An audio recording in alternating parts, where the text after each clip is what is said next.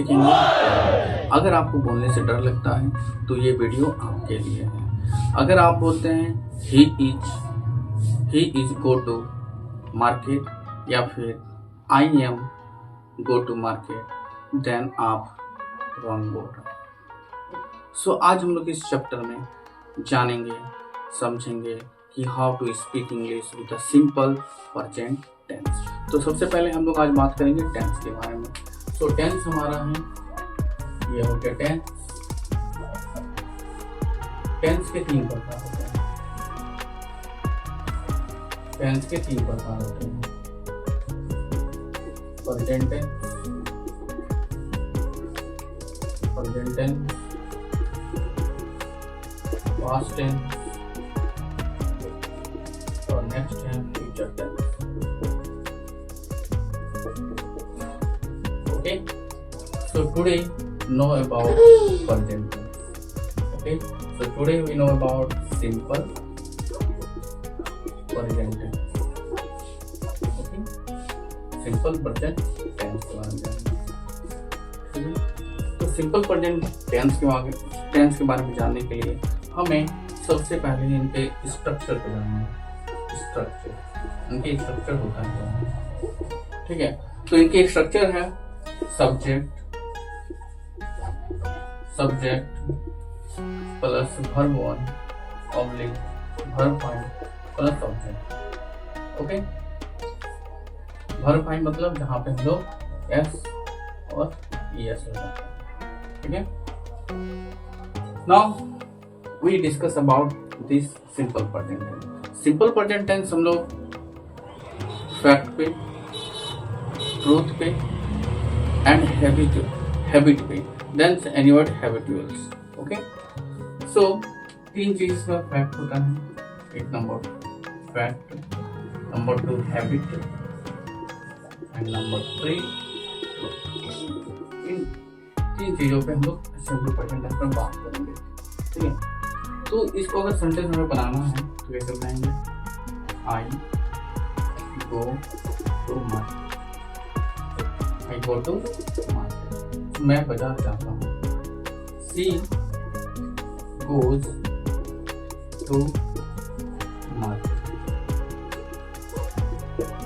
ध्यान देने वाली बात है कि यहाँ पे I के साथ go लगा है और C के साथ goes लगा है। Why? So I, we, they, you and plural noun plus name के साथ, ठीक है, सिंगुलर नेम के साथ हम लोग वर्ब 1 का यूज करते हैं। किसका यूज करते हैं हम लोग? वर्ब 1 का। और he, she, it,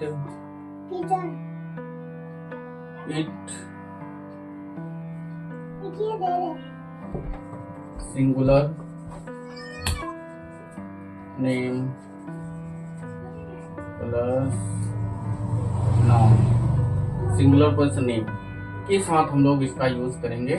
that means singular noun का, जैसे ही के साथ, जैसे ही हम लिखें तो ही के साथ हम लोग क्या लिखेंगे? He comes to shop, he comes to market, ठीक है। जैसे he does, she does, he does, okay, he does, she does, okay। I go, that means it is a plural noun, ठीक है, plural हो गया। and then singular, this is singular, okay. तो इस तरह से सिंपल प्रेजेंट टेंस हम बना सकते हैं। इस तरह से हम सिंपल प्रेजेंट टेंस बना सकते हैं। तो सिंपल प्रेजेंट टेंस बनाने के लिए सबसे आसान जो ट्रिक है वो मैं आपको बताऊंगा। सबसे आसान ट्रिक, सबसे आसान ट्रिक हम लोग कैसे बना सकते हैं, जो हम लंबा समय तक याद कर सकते हैं, रख सकते हैं याद। तो आइए देखते हैं। सबसे पहले जैसे मैं स्कूल जाता हूँ, तो इसका जो साउंड होता है, अगर ता ती ते रहे तो हम लोग उसको सिंपल प्रेजेंट टेंस कहते हैं। क्या कहते हैं हम लोग उसको? Simple present tense. तो इसको कैसे बनाएंगे? आई गो टू ठीक है। मैं पढ़ रहा हूँ या मैं पढ़ता हूँ, मैं पढ़ता हूँ। इसको कैसे बनाएंगे? I read. ठीक है। जैसे मैं पानी पीता हूँ, मैं पानी पीता हूँ, तो इसको कैसे बनाएंगे? I drink water. ठीक है। मैं खेलता हूँ, मैं खेलता हूँ, इसको कैसे लिखेंगे? I play. ठीक है। स्ट्रक्चर में ऐसे ही होता है। ठीक है। स्ट्रक्चर में जैसे मैंने बताया था आपको, subject plus verb 1 oblique verb 5 plus oblique. Verb 5 का लगता है थर्ड पर्सन सिंगुलर नंबर में। थर्ड पर्सन सिंगुलर नंबर कहाँ है? आइए दिखाते हैं, कुछ एग्जाम्पल्स और देखते हैं ताकि आपको समझ में आए।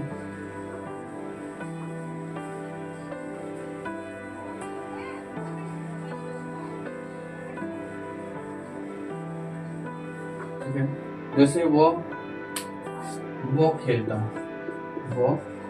है, तो इसको हम कैसे लिखेंगे? वो खेलता है, he plays। This is the third person singular number. इसको हम क्या बोलते हैं? Third person singular number. That is the third person singular number. So he used to S, इसलिए हम लोग बोलते हैं वर्ब 5। इसमें हम लोग किसका यूज किए?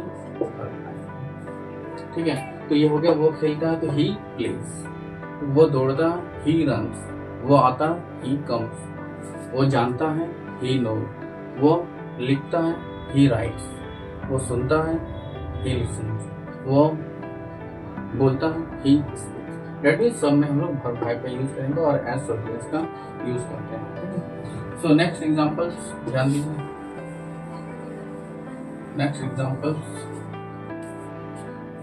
नेक्स्ट में काफी गर्मी है। नेक्स्ट एग्जांपल्स, वो पढ़ती है, इसको कैसे बनाएंगे? सी रीड्स। ठीक है। सूरज पूरब में उगता है, सूरज पूरब में उगता है। कैसे लिखेंगे? द सन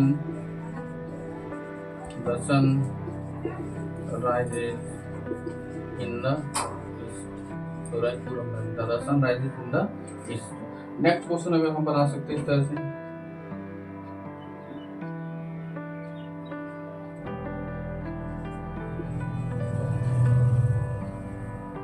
महात्मा गांधी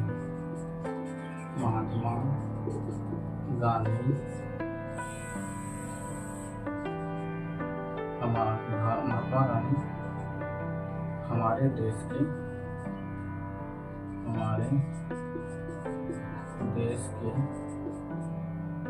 के राष्ट्रपिता है।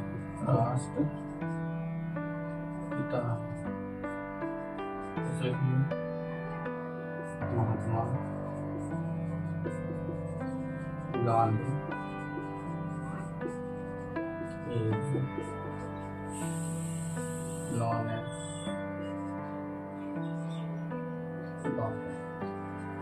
ठीक है।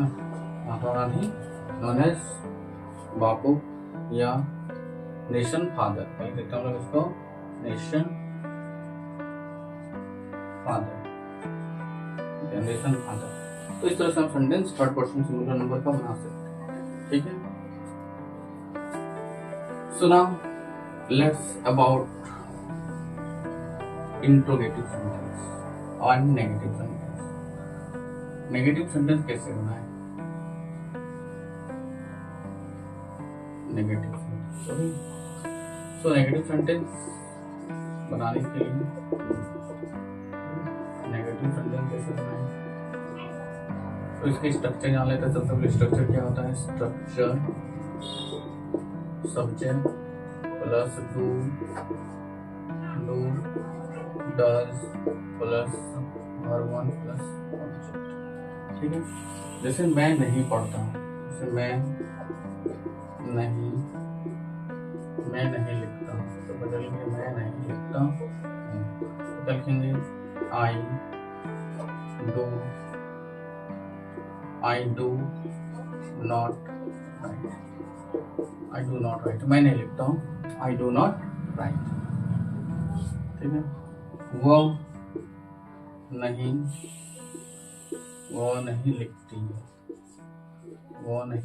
लिखती है, तो क्या लिखेंगे इसमें, सी डज नॉट राइट। क्यों यहाँ पे डज लगाएं, क्योंकि this is a third person. कौन सा पर्सन है यहाँ पे हमारा, थर्ड पर्सन। और जब थर्ड पर्सन रहता है तो वहां पे हम लोग डज का प्रयोग करते हैं। Okay, so it is a structure of negative sentence. ठीक है, और एक हम लोग देख लेते हैं, राम नहीं पढ़ता है, तो कैसे लिखेंगे, राम डज नॉट, राम नहीं पढ़ता है, या ये भी थर्ड पर्सन है, या थर्ड पर्सन डज लगाते हैं। सो आपको, मुझे लगता है कि आप ये समझ गए होंगे। नेक्स्ट हम लोग चलते हैं इंट्रोगेटिव सेंटेंस में। नेक्स्ट है हमारा इंट्रोगेटिव सेंटेंस।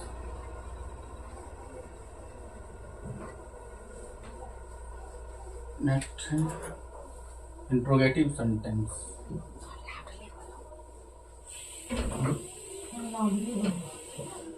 इंट्रोगेटिव सेंटेंस, चलो अब हम लोग जानते हैं इंट्रोगेटिव सेंटेंस के बारे में। इंट्रोगेटिव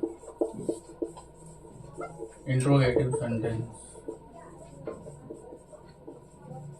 ठीक है। इंट्रोगेटिव सेंटेंस के स्ट्रक्चर हम लोग देख लेते हैं। स्ट्रक्चर्स इंट्रोगेटिव सेंटेंस के, तो इसके होते हैं सब्जेक्ट, नहीं पहले लिखेंगे हम लोग do does plus subject plus verb one plus object. ठीक है, तो एक सबसे जो जरूरी बात है इसमें हम देखेंगे कि इसमें सबसे जरूरी बात यह है कि हमें इसमें डू डज को पहले लिखना होता है, और बाकी जो सब्जेक्ट और वर्ब वन जो है उसे हम बाद में लिखेंगे। ठीक है, जैसे डू डज को then subject plus verb one plus object. ठीक है, तो सबसे पहले हमारा इसमें दिया हुआ है, क्या मैं खेलता हूँ, ठीक है, तो इसको कैसे बनाएंगे, क्या मैं खेलता हूँ, तो लिखेंगे डज आई, नहीं इसमें लिखेंगे मैं है ना, तो लिखेंगे यहाँ पे do I play and then question mark. क्या तुम जानते हो, आप कह सकते क्या तुम जानते हो, क्या तुम जानते हो, तो इसको क्या लिखेंगे, डू यू नो, क्या तुम जानते हो। ठीक है, और कह सकते क्या तुम पढ़ते हो,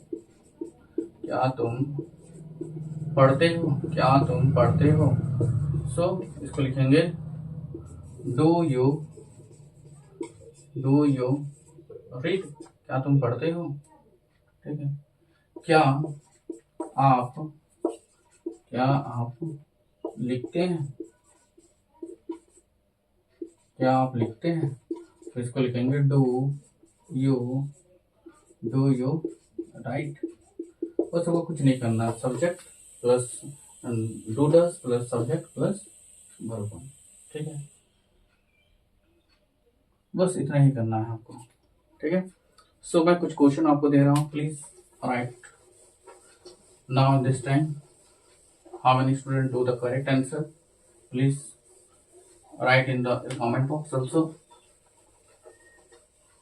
So students, listen, it is a very simple and very easy. You try, then you can do it. Okay, so now question हमारा है, मैं जंगल जाता हूँ। ठीक है, सूरज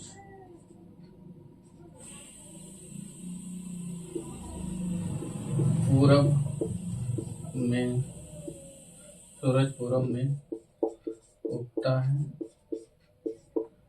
क्या आप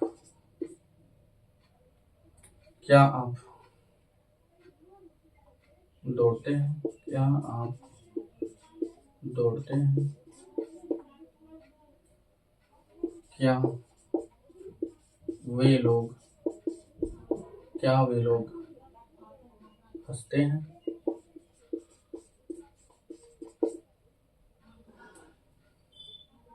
हम लोग बाजार जाते हैं। So please all students right now. मैं जंगल जाता हूँ, सूरज पूरब में उगता है। क्या आप दौड़ते हैं? क्या वे लोग हंसते हैं?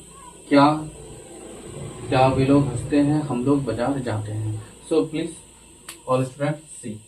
मैं जंगल जाता हूँ, आई go to jungle. I go to जंगल, इस तरह से बना सकते हैं, आई गो टू जंगल। सूरज पूरब में उगता है, तो इसको हम लोग लिखेंगे सूरज को क्या होता है? सन। लिखेंगे द सन राइजेस इन। सन दुनिया में एक ही है, और जब दुनिया में कोई एक है फैक्ट होता है तो उसको हम थर्ड पर्सन कहते हैं। The sun rises in the east. ठीक है, क्या आप दौड़ते हैं? तो क्या लिखेंगे इसको? आप है, डेट मीन्स प्लूरल नंबर, तो डू हो जाएगा। Do you run. क्या वे लोग हंसते हैं?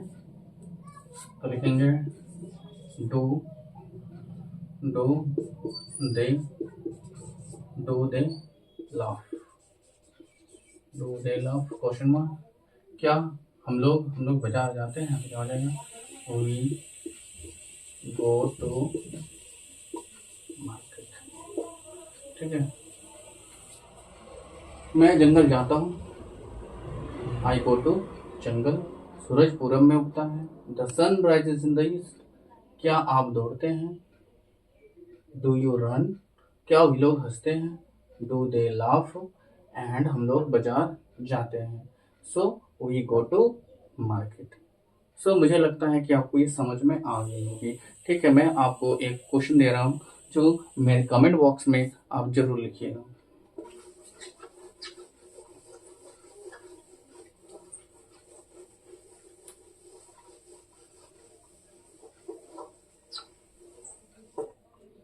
ठीक है, एक सेंटेंस दे रहे हैं, ये जरूर आप बना के दिखाइए।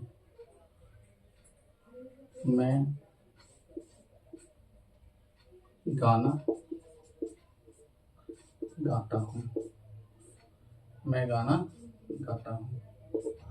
प्लीज कमेंट बॉक्स में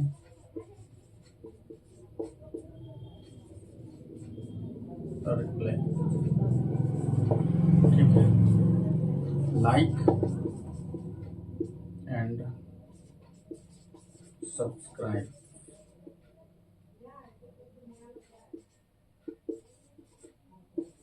सब्सक्राइब माय चैनल। ओके, अगर आपको अच्छा लगा हो तो प्लीज लाइक सब्सक्राइब चैनल को कर दीजिएगा, क्योंकि आंखों में रखकर सफर मंजिल का इरादा कर लो, ना हारोगे कभी, ये खुद से वादा कर लो। सो इसी तरह से नेक्स्ट 10th वीडियो में मिलते हैं, तब तक के लिए बाय बाय।